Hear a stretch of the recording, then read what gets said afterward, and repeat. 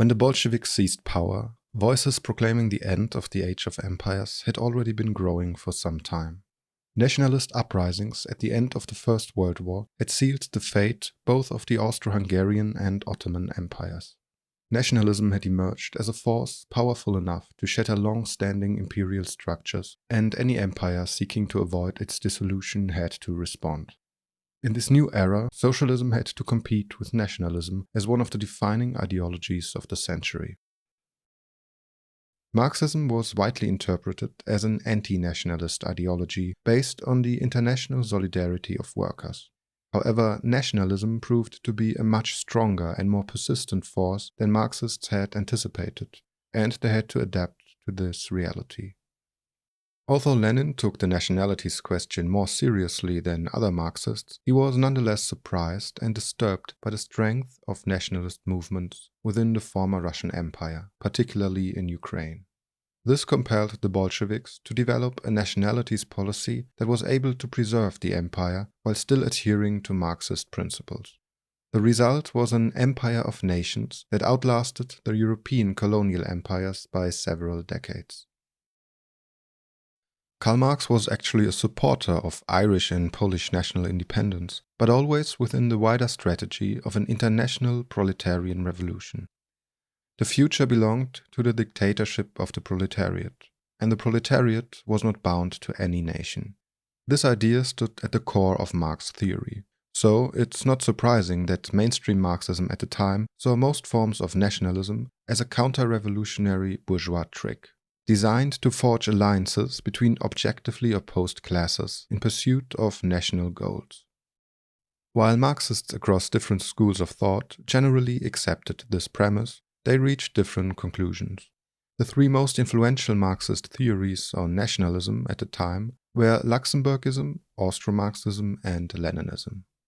Rosa Luxemburg largely rejected nationalism, viewing it as a counter-revolutionary force. The Austro-Hungarian Marxists, by contrast, recognized nationalism as a powerful and enduring phenomenon. They developed an innovative vision for a multi-ethnic empire that embraced nationalism without territorial divisions. According to their plan, any group that could successfully claim nationhood would be granted its own institutions, regardless of where its members lived within the empire. However, this branch of Marxist thought lost its influence after the First World War. Unlike the Austro-Marxists, Lenin firmly linked nationality to territory, and in contrast to Luxemburg, he championed the right to self-determination. He distinguished between two types of nationalism: the reactionary imperialist nationalism of oppressors and the progressive anti-imperialist nationalism of the oppressed. In Lenin's view, nationalism among the non-Russian peoples of the Russian Empire was largely a response to Tsarist oppression. Therefore, he argued, Marxists could form tactical alliances with more progressive nationalist movements without betraying their principles. This idea became known as the principle of greatest danger. In the context of the Russian Empire, Lenin identified Great Russian nationalism as the primary threat, while the nationalism of other ethnic groups, though sometimes reactionary, was essentially anti-colonial and anti-imperialist, making it a lesser danger to socialism. Behind Lenin's idea of the right to national self-determination stood a broader vision. The ultimate goal was to implement an accelerationist, state-sponsored evolutionism. According to Marxism-Leninism, all peoples evolve, more or less, along the same trajectory through successive levels of culture. These cultural stages correspond to the different relations of production, characteristic of each historical phase. The Bolsheviks concluded that, due to its vast size, the Russian Empire encompassed a wide range of peoples situated at different points along this historical timeline. Yet they believed not only that all of these peoples could be developed simultaneously, but also that their development could be accelerated. However, the most pressing task in the early years of the Soviet Union was overcoming the deep-seated mistrust of Russians among the empire's diverse populations. The Bolsheviks needed to reassure the non-Russian peoples they sought to integrate that Soviet rule was not merely a continuation of Tsarist oppression under a new banner. In a response to a telegram to Adolf Joffe, Lenin wrote in 1918, For our entire Weltpolitik, it is desperately important to win over the trust of the indigenes. Thrice and 4 times win them over. Prove that we are not imperialists, that we will not abide a deviation in that direction. This is a world-level matter. The goal was to depoliticize nationalism, foster class consciousness, and mobilize the non-Russian proletariat and peasantry.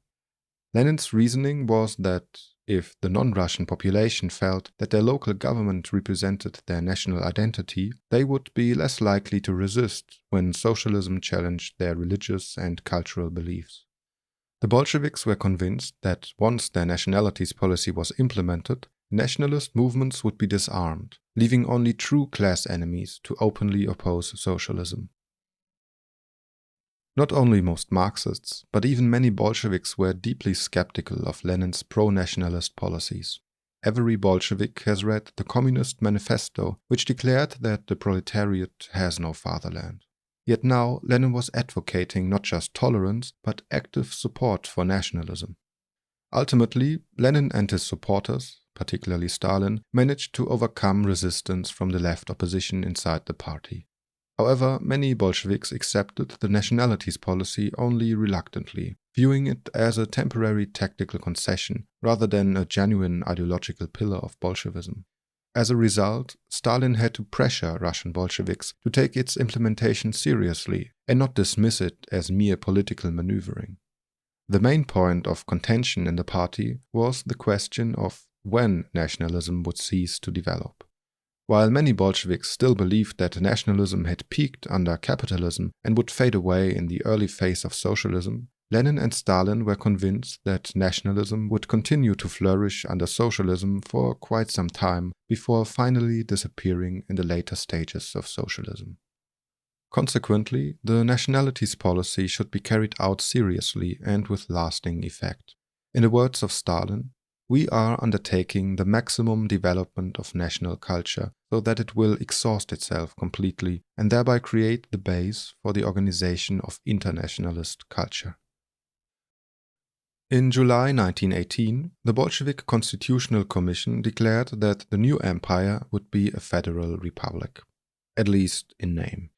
The Russian Soviet Federative Socialist Republic consisted of so-called autonomous republics, such as Tatarstan and Mordovia, which were granted limited self-rule in areas that did not threaten Bolshevik centralization. This raised a fundamental question in the following years. Should the RSFSR, conceived as a transitional and temporary state, be preserved and expanded, or should a union be formed consisting of separate socialist republics with equal status? Stalin favored the first approach, while Lenin supported the second. In 1922, Stalin publicly proposed incorporating all territories as autonomous republics within the RSFSR, as was the case at the time. Lenin opposed this, instead advocating for the creation of a future Union of Soviet Republics, in which the RSFSR and other Soviet republics would be equal members.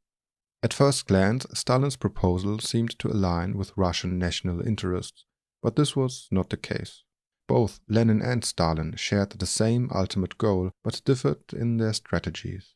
Stalin sought to reinforce the multi-ethnic character of the RSFSR, while Lenin feared that directly integrating all Soviet nations into the RSFSR would provoke resistance from populations with strong nationalist movements, particularly in Ukraine. However, soon after Lenin's proposal was implemented, Tatar representatives demanded that the Tatar Autonomous Republic be upgraded to a full Soviet republic, while North Ossetians sought to secede from the RSFSR and join Soviet Georgia. Granting such requests, it was feared, would set off a chain reaction. Chechens, Dagestanis, and the Cossacks in the Kuban, Don, and Terek regions might soon follow. The RSFSR would begin to disintegrate, and a distinct Russian republic would emerge. This scenario posed a serious problem. A Russian republic, situated at the center of power, could only join the Union of Soviet Republics on equal footing if it had the same political institutions as the other republics. This would make Russian nationalism visible again. Not only would this new, purely Russian republic be the dominant force in the Union, but it would also create a significant conflict of interest. After all, 2/3 of the upper hierarchy of the All-Union Communist Party were Russians. Under these circumstances, every decree from Moscow risked being perceived as Russian in origin, fueling fears of a return to Tsarist-style oppression among the non-Russian nationalities. This was precisely what the Bolsheviks wanted to avoid. To prevent such an outcome, autonomous republics were forced to remain within the RSFSR, resulting in an uneven patchwork of Soviet republics and autonomous republics, a structure that would define the Soviet Union. The blueprint for an empire of nations was finalized at the 12th Party Congress in 1923. The plan affirmed that a unitary central state would remain in place. However, forms of nationhood that did not threaten centralized power would not only be tolerated, but actively promoted. As a result, the Soviet Union implemented affirmative action policies for its national minorities on a scale larger than any other country in history, perhaps with the sole exception of India. This support extended to national territories, languages, elites, and cultural development. Granting national territories was an immense political and geographical undertaking. Politically, a hierarchical system of national Soviets was established.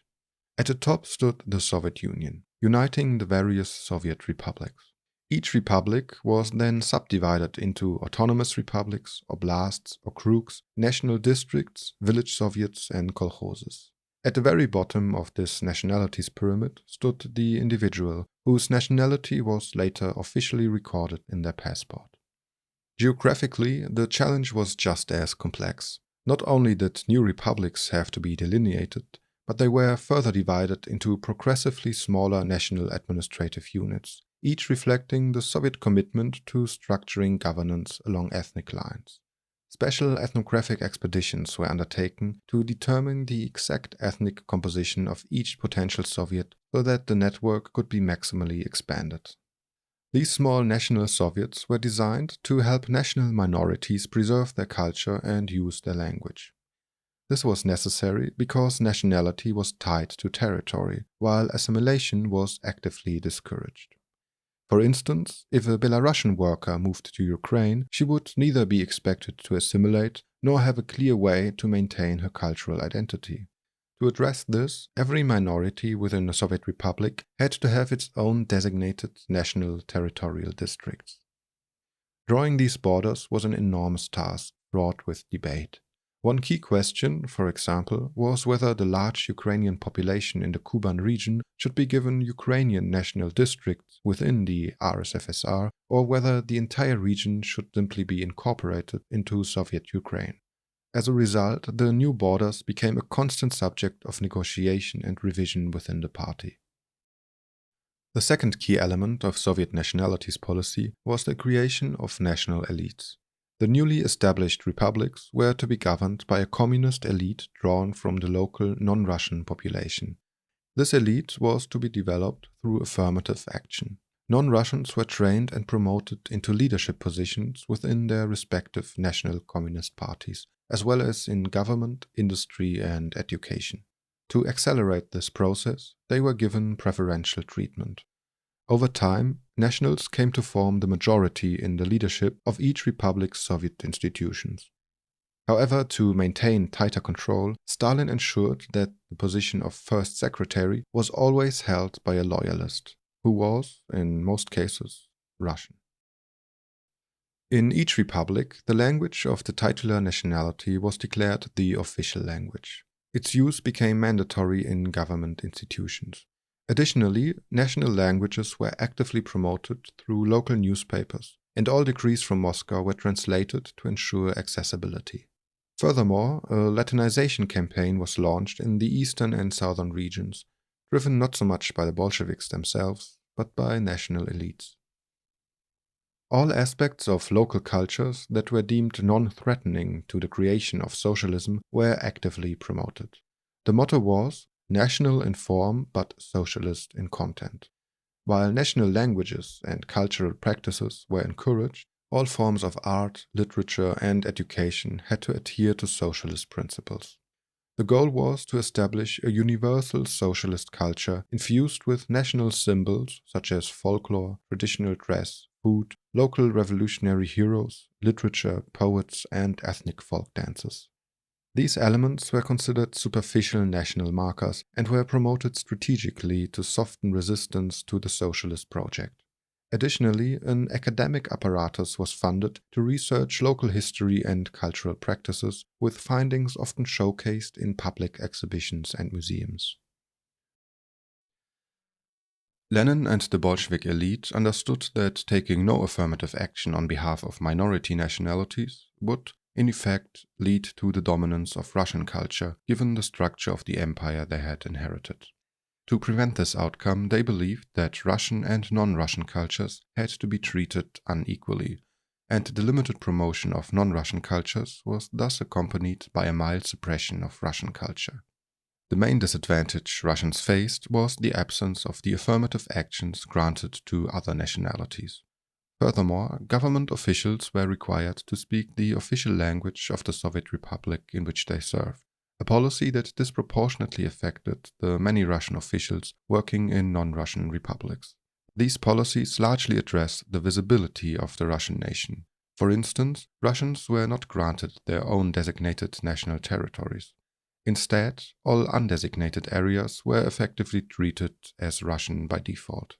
The status of Russian culture in the Soviet Union was also reflected in Soviet propaganda posters. In many posters, the diverse peoples of the Soviet Union were depicted wearing their national dress, except for one figure.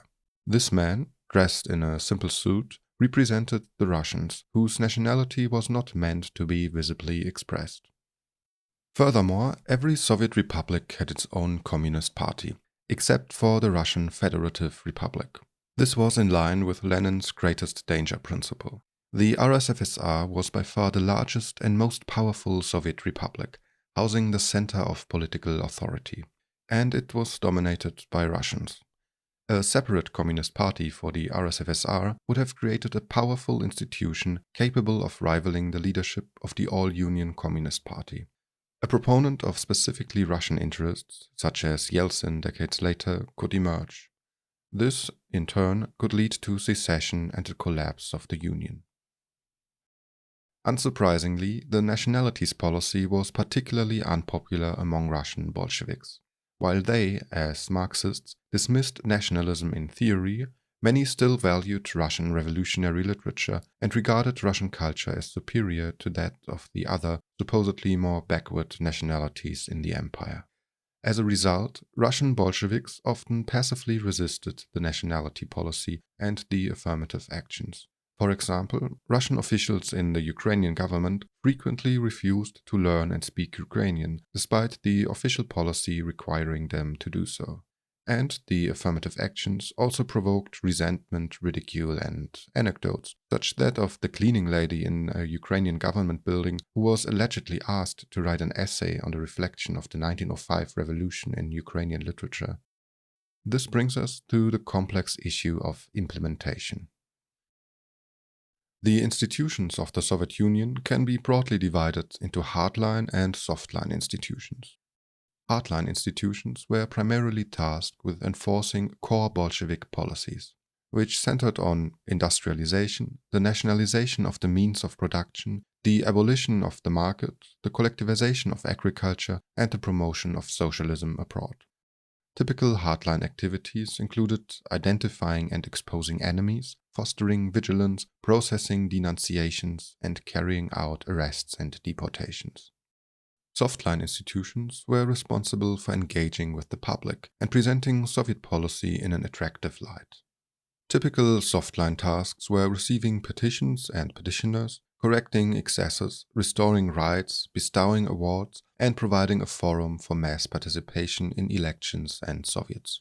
The implementation of the nationalities policy was entrusted to these softline bureaucracies, while the suppression of so-called anti-Soviet nationalism was carried out by hardline institutions. This division led to surreal contradictions. For example, while the NKVD was carrying out ethnic cleansing and mass arrests based on nationality, softline institutions were simultaneously celebrating the cultural achievements and national expression of those very same ethnic groups. The division between the two types of institutions was so stark that if one would only read the files from the archives of softline institutions, one might remain entirely unaware of the repressive measures being carried out in parallel by the hardline apparatus. This contradiction in orders often led to immense uncertainty among Soviet officials. On the same day, a bureaucrat in Ukraine might receive one directive ordering the intensification of Ukrainization and another commanding a crackdown on Ukrainian nationalists. No amount of dialectical reasoning could resolve this dilemma. Instead, survival in the Soviet bureaucracy depended on carefully interpreting signals from the center. Soviet officials had to read the newspapers, listen to the speeches, and learn to interpret them to know what policies were regarded as softline and which as hardline. This was essential since resisting a softline policy would usually only be punished by rebuke. In the worst case, one could be degraded or lose one's job, but resisting a hardline policy meant risking one's head. Like all land empires, the Soviet Union faced the challenge of controlling vast frontiers. The ease with which guerrilla fighters, political enemies, and spies could cross these borders posed a persistent threat. At the same time, however, the new border regions also presented a strategic opportunity. The Treaty of Riga had left many nationalities at the western borders divided, with new borders cutting through ethnographic territories. Lenin believed that these borderlands could serve as launchpads for spreading communism beyond Soviet borders. For instance, by granting Muslims within the Soviet Union more rights, they hoped to inspire Muslims outside the empire to overthrow their colonial rulers and align themselves with the socialist cause. Similarly, if the Ukrainian nation flourished under socialism, Ukrainians in Poland might rise up and seek to join Soviet Ukraine.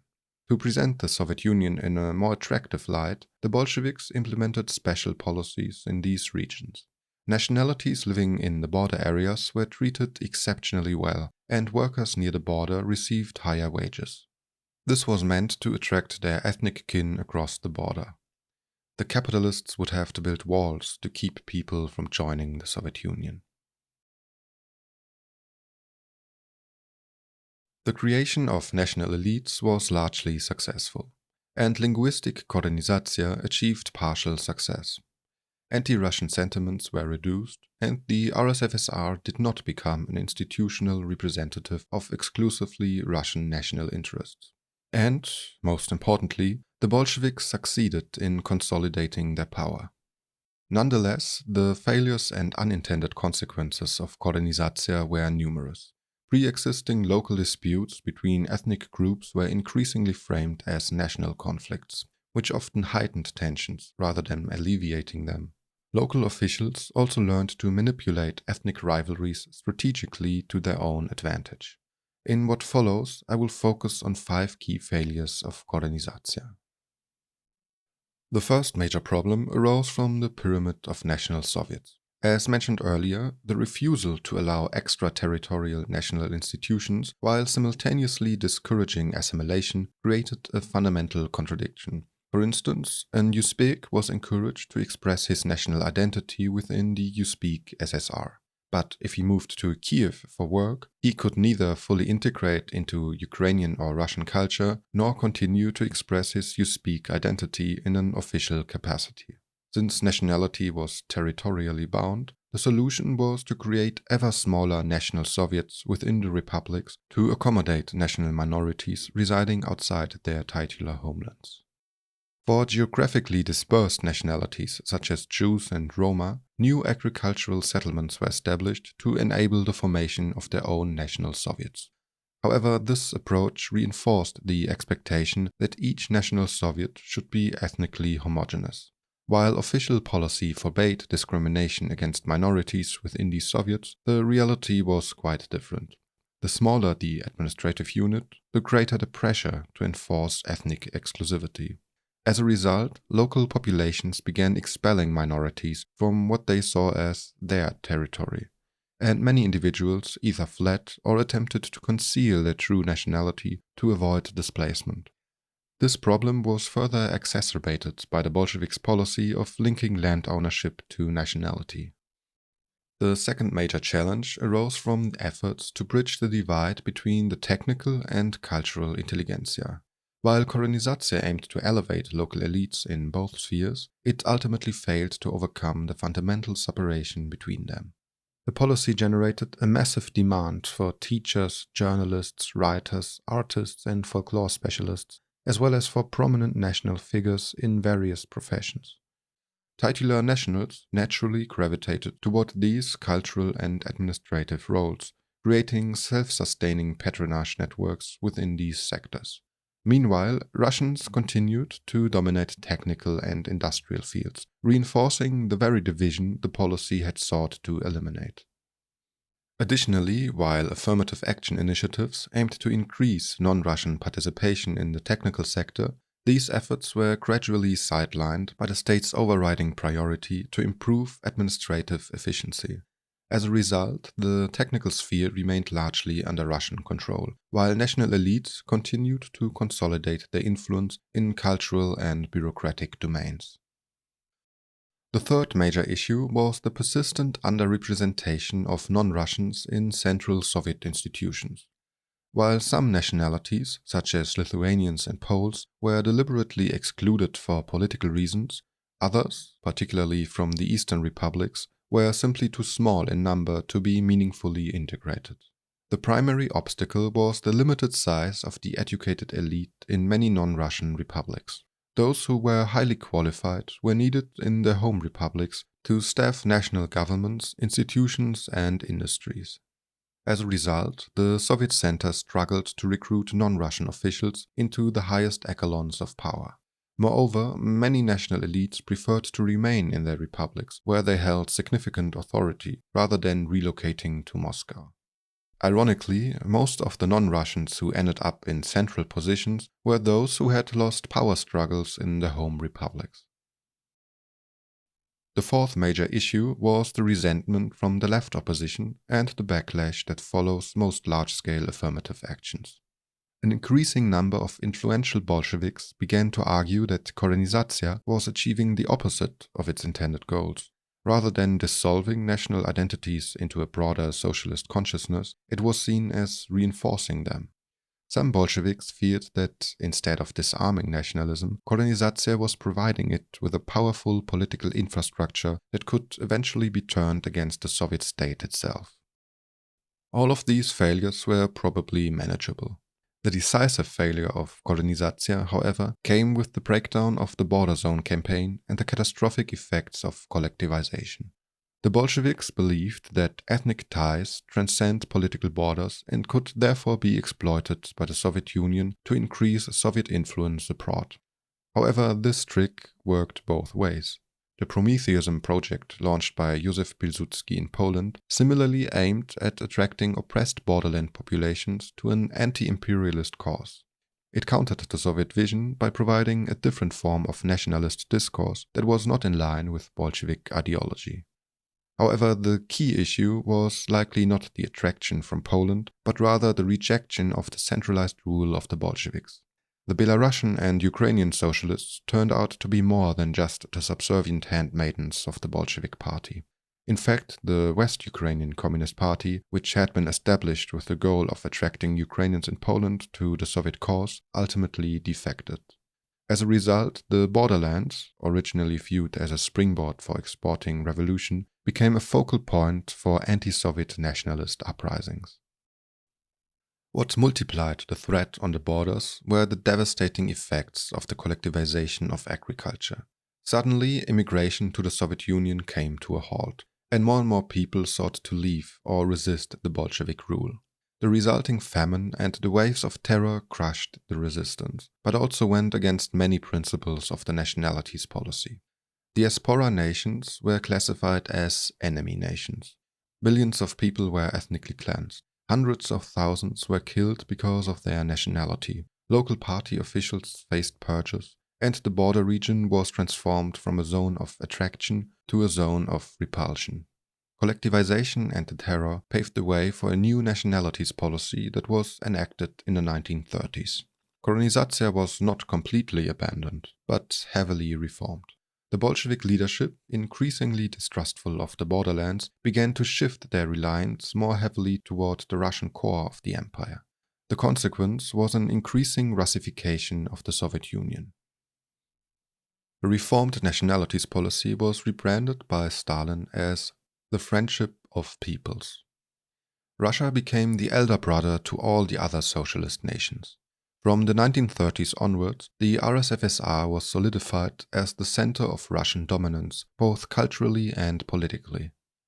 Although Russian nationalism was still censored, Russian culture became visible again and dominant. Furthermore, Latinization campaigns were halted and the Cyrillic alphabet promoted instead. How successful were the attempts of lowering anti-Russian sentiments on the one hand and Great Russian chauvinism on the other? A series of interviews with Soviet citizens may provide some answers. Almost all interviewees were convinced that all nations within the Soviet Union were treated equally and that there was no discrimination, or rather that all nations were equally suppressed by the party. Although Korenizatsiya certainly played a huge role in combating discrimination against minorities, unless such discrimination was directly ordered by the state through ethnic cleansing, one of the most effective mechanisms for reducing hostilities between nations appeared to be the creation of a common enemy. The division between the party bureaucrats and the common people superseded ethnic differences. This turned out to be an ironic success for Korenizatsiya. Another success that cannot be attributed to the Soviet nationalities policy was the decline of ethnic conflict over the control of agricultural land. Korenizatsiya initially exacerbated tensions by linking land ownership to nationality within the National Soviets. However, once the National Soviets were abolished and collectivization was implemented, these conflicts significantly diminished. This was largely because collectivization rendered land equally worthless to the peasants of any nationality. By transforming itself into an empire of nations, the Soviet Union not only avoided the fate that befell the Austro-Hungarian and Ottoman empires, but even managed to outlast the Western maritime empires. Both Lenin and Stalin initially pursued a similar strategy, suppressing the dominance of the Russian core while supporting a limited expression of nationalism at the periphery. As a result, the Soviet Union became perhaps the first empire to systematically promote the nationalism of its ethnic minorities and thereby invented a novel way of governing diverse nationalities within a multi-ethnic state. This approach provided a pragmatically constructed foundation upon which a socialist state was installed to govern the entire empire and oversee the transition to communism. However, when this socialist government lost its legitimacy, the empire ultimately broke apart.